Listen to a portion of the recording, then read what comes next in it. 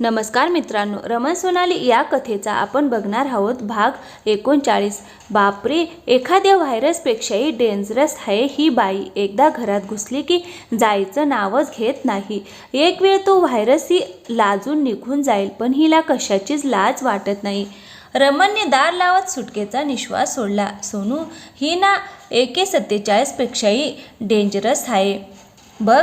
सोनाली अजूनही त्यालाच हसत होती आणि म्हणाली, हो ना हो, ती खूप भयानक आहे, कधीही काहीही बोलते। अगं, बोलता बोलता ओल्या झाडाला आग लावेल ती, आणि वरून आता कसं वाटतंय असं त्यालाच विचारत बसेल। तिचा काही नेम नाही बाबा, आता तू बघच, मी तुला लिहून देतो बघ त्या मानेबाईच्या मुलीचं लफडं। मला माहीत आहे, पण मी कोणालाही नाही सांगितलं। असं म्हणत म्हणतच गल्लीपासून दिल्लीपर्यंत पोहोचवलं असेल बघ तिनं, तेही फक्त 24 तासात। अरे बापरे, मग आपला हो तेही सांगणार किती सगळीकडे। सोनालीला आता टेन्शन आलं। हे आपलं काय लफडं आहे का गं? चांगलं देवा, ब्राह्मणाच्या साक्षीने 1000-2000 माणसात मी तुझ्याशी लग्न केलं आहे। हो, कळलं मला ते। सारखं सारखं काय सांगता माझ्या लग्नाची कथा, तीही मलाच, ती चिडत म्हणाली।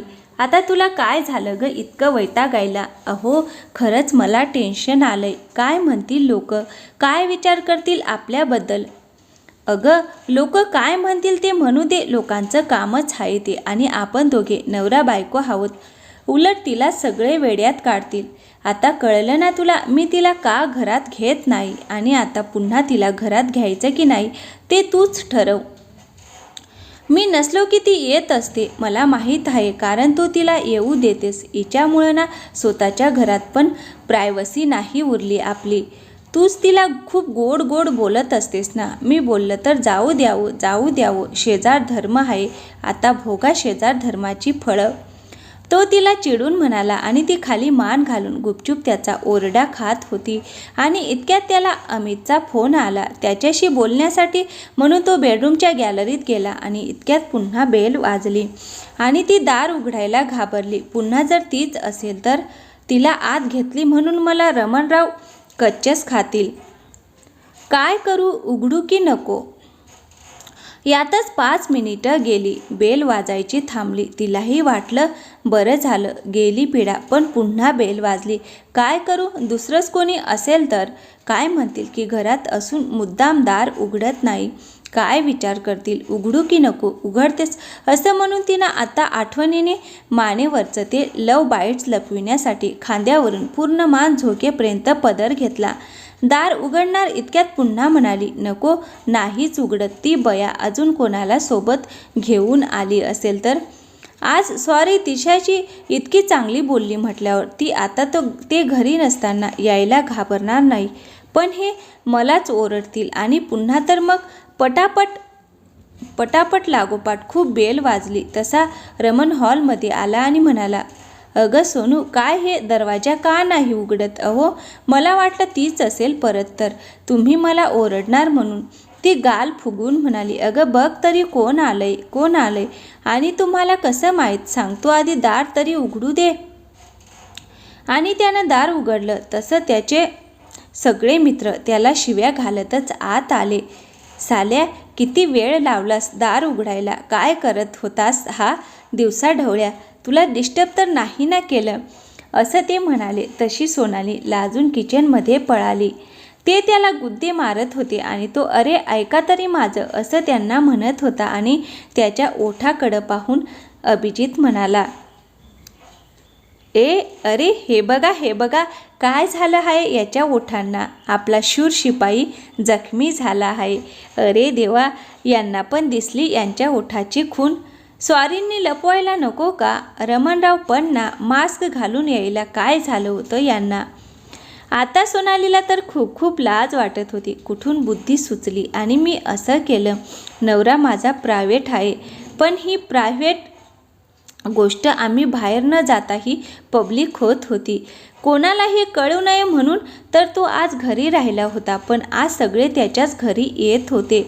काय रे, म्हणून तू आज फॅक्टरीत नाही आलास ना? काय म्हणजे तुम्ही फॅक्टरीत जाऊन आलाय? मग म्हटलं आज तुला सरप्राईज द्यावं, पण तिथं कळलं की तू आलास नाही।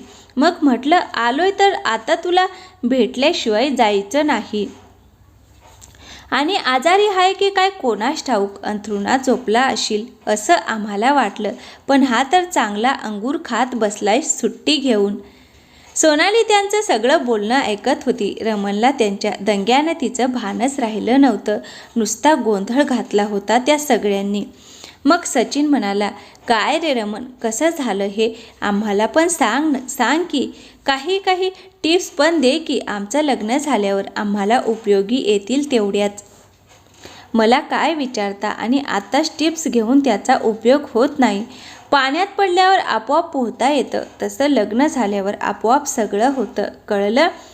रमण मुद्दाम हा विषय टाळत होता, पण ते मात्र आज रमणची चेष्टा करायची सोडतच नव्हते. कारण असा तो कधी कुणाच्या तावडीत सापडत नव्हता. एरवी सगळ्यांची फजिती करतो तो, मग आज त्याची फजिती करण्याची संधी कशी सोडतील ते. रमण, सांग ना हे कसं झालं. आणि तो म्हणाला, अरे ते माझ्या सब्र करण्याचं फळ आहे रे. एवढं म्हणून तो गप्प बसला. म्हणजे आणि तो विषय टाळत म्हणाला, आताच आलात ना, पाणी वगैरे तरी घ्या.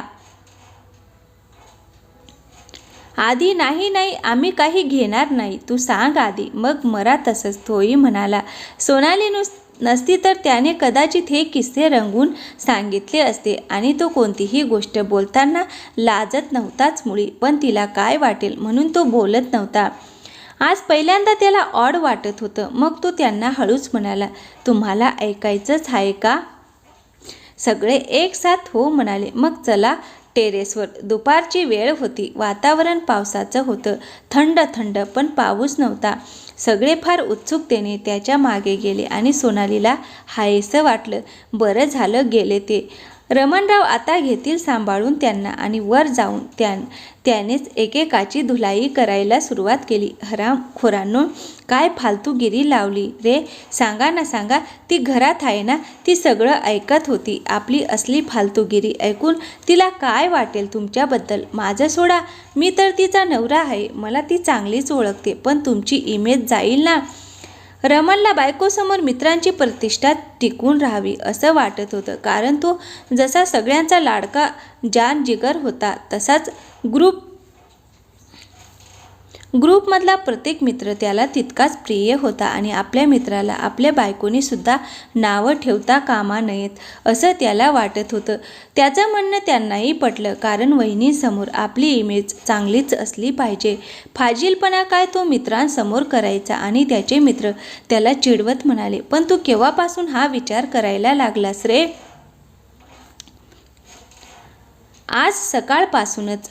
सगळ्यांनी एकच रिॲक्शन दिली. अरे आज सकाळपासूनच मला असं वाटलं की ही नवरा बायकोची खाजगी गोष्ट बाहेर नको जायला. आणि आमचं लाजाळूचं झाड भयंकर लाजतं तिच्यासाठी, म्हणूनच लपवत होतो. पण ती जितकी लपवावी तितकीच वेगात पसरत चालली आहे. भीत्यापाठी ब्रह्मराक्षस म्हणतात ते असं. म्हणून आता असं वाटतं की नसती लपवली तर बरं झालं असतं. मग सांगून टाक की. पुन्हा सगळे एकत्र ओरडले, खूपच फालतू आहात रे तुम्ही. शेवटी मित्र कोणाचे. रमणरावांचे. पुन्हा सगळे ओरडले आणि खूप हसायला लागले. अगदी रमणसुद्धा. आणि त्याला सोनालीची आठवण होऊन तो म्हणाला, थांबा आलोच. आणि तो खाली निघाला. तसं त्यांनी त्याला पकडले. कुठं पळतोस. अरे तुमची वहिनी फार खमंग भजी बनवते. आता या वातावरणात किती भारी लागतील. तिला सांगतो ना बनवायला. आलोच. म्हणून तो खाली गेला आणि किचनमध्ये पाहतो तर तिनं कांदा चिरून भज्यांची तयारी सुरू केली होती. आणि गरमागरम चहा शिजत होता.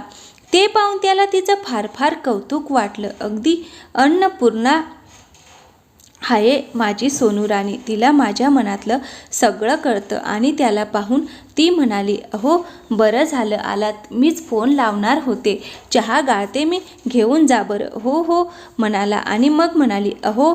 ते त्याच्या ओठाकडे इशारा करत म्हणाली, सांभाळून घ्या ना तेवढं प्लीज. तिला उगाच अपराध्यासारखं वाटत होतं. हो ग, तू नको टेन्शन घेऊस. बघा हा, नाहीतर तुम्ही चावटपणा करत बसाल. तुमचे मित्र पण तुमच्यासारखेच आहेत. बापरे, किती दंगा म्हणून मी त्यांना भूत म्हणालो होतो. कळलं तुला? हो कळलं. पण तुम्ही मास्क का नाही घातलं? अगं, मास्क काढून फेकलं असतं त्यांनी कधीच. अशा गोष्टी जास्त सिरियस घेतल्या की समोरच्यालाही चेव चढतो. म्हणून आपणच जास्त सिरियस नाही व्हायचं. तुला किती वेळा सांगितलं. सगळीकडे असंच असतं. पण तुझा लाजाळूपणा काही जात नाही. जा तिकडे, मला बाई लाज वाटते. तिकडेच जातोय. तो हसत म्हणाला. अहो, सांगू नका हा. अगं नाही सांगणार. नक्की ना? हो. मग घ्या माझी शपथ. घेतली माझी शपथ, असं म्हणून त्याने त्याच्या डोक्यावर हात ठेवून शपथ घेतली. अहो, मला नका हा फसू. अगं, तू आणि मी काही वेगळं आहोत का? तुझी काय आणि माझी काय? असं म्हणून तो चहा घेऊन गेला. चहा घेत घेत चेष्टा मस्करी चालली होती. लग्नाच्या बाबतीत रमण सगळ्यांना सिनियर होता. पुन्हा अभिजित मुद्द्यावर येत म्हणाला. तू काहीतरी सांगणार होता ना? अभ्या भाड्या, तुझं लग्न तर होऊ दे.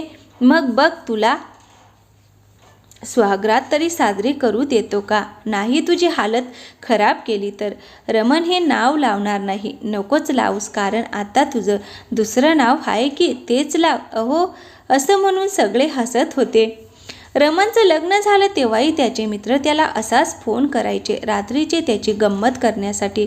पण रमण फोन घ्यायचा आणि छान निवांत गप्पा मारत बसायचा, कारण त्याची स्वागरात डिस्टर्ब व्हायचा प्रश्नच नव्हता. तो म्हणायचा, मला ती तारीख कळली की सांगतो तुम्हाला हां. मग घराच्या बाहेर फटाकेच उडवा, पेढेही वाटा, पेपरमध्ये माझं अभिनंदन करा आणि हनीमूनच्या लक्ष शुभेच्छा द्या. हरामखोर मित्र आहेत की शत्रू? जखमेवर मीठ चोळतात तो बेडवर आणि ती सोप्यावर. त्यालाच माहिती नव्हतं ती कधी त्याला स्वीकारणार आणि कधी त्यांचा हनीमून होणार. त्यामुळे सगळे फोन करून वैतागले होते आणि मग त्याचा हनीमून साजरा झाला होता तेव्हा नाही. पण आज रमण पुराव्यासकट तावडीत सापडला होता, तेही रेड हँड. आता मित्रांच्या पूर्वीसारखा दिलखुलास गप्पा रंगल्या होत्या. पण रमण तो विषय काही काढत नव्हता. इतक्यात तिने अहो अशी हाक मारली. रमणला ती अहो म्हणाली की खूप सुंदर वाटायचं आणि एक मित्र म्हणाला, अहो जा हो, बघा काय म्हणत आहेत वहिनी. तसा त्याच्या पाठीत गुद्दा मारत उठला आणि म्हणाला, आलोच. तिने भजी त्याच्या हातात दिली. त्यानं त्यातलं एक तिच्या तोंडात घातलं आणि तो गरमागरम भजी घेऊन वर आला. त्याच्या वासानेच पोटात कावळे ओरडत होते आणि सगळे त्यावर तुटून पडले. रमण, काय झकास झाली रे भजी. सोनाली सुगरण हाय हां, एकजण म्हणाला. एक गाढवा वहिनी म्हण, असं म्हणून अभिन त्याचा कान पिळला. रमण, पण आताच तर तू खाली जाऊन सांगून आलास ना वहिनींना भजी करा म्हणून. मग इतक्या लवकर कशी झाली रे? तुला लग्न झाल्यावर कळेल की न बोलताही एकमेकांच्या मनातलं कसं ओळखायचं. म्हणजे अरे, मी खाली सांगायला गेलो आणि तिची भजी बनवण्याची तयारी झाली पण होती. काय सांगतोस काय? खरंच का? आता एवढ्या लवकर भजी आली? हा पुरावा नाही का त्याचा? आणि सगळ्यांना पटलं की रमण सोनाली ही जोडी मेड फॉर रिच अदर का आहे ते. आणि का रे रमण तिच्यावर इतकं प्रेम करतो? आम्हाला मिळेल का रे अशी मन कवडी बायको? मिळेल ना, त्यासाठी वडाला फेऱ्या मारत चला. हवी तर लग्नाआधीची ही टिप समजा माझी. रमण, पण आम्हाला ती गंमत ऐकायची आहे. आता वहिनी पण नाही तिथं, सांग ना. मग रमणराव म्हणाले, अरे संसारात भांड्याला भांडं लागतं आणि आवाज होतो तसं तोंडाला तोंड लागतं आणि होती जखम. भांड्याला भांडं लागणं जसं नॉर्मल असतं ना, तसंच तोंडाला तोंड लागणं हेही नॉर्मलच असतं. आणि सध्या तरी तुमच्या तोंडाला भजीच लागू द्या, तेवढं बास, असं तो म्हणाला. आणि वेळ आली की देईन सगळ्या टिप्स, तेही इन डेटालिस. आणि आपणही कोणाला मनातलं गुपित विचारत आहे, असं म्हणून सगळ्यांनी तो नाद सोडून भज्यांवर ताव मारला. तर मित्रांनो, कसा वाटला आजचा भाग? आवडला असेल तर व्हिडिओला एक लाईक करा आणि हो, चॅनलवर नवीन असाल तर प्लीज चॅनलला सबस्क्राईब नक्की करा. थँक्यू, धन्यवाद.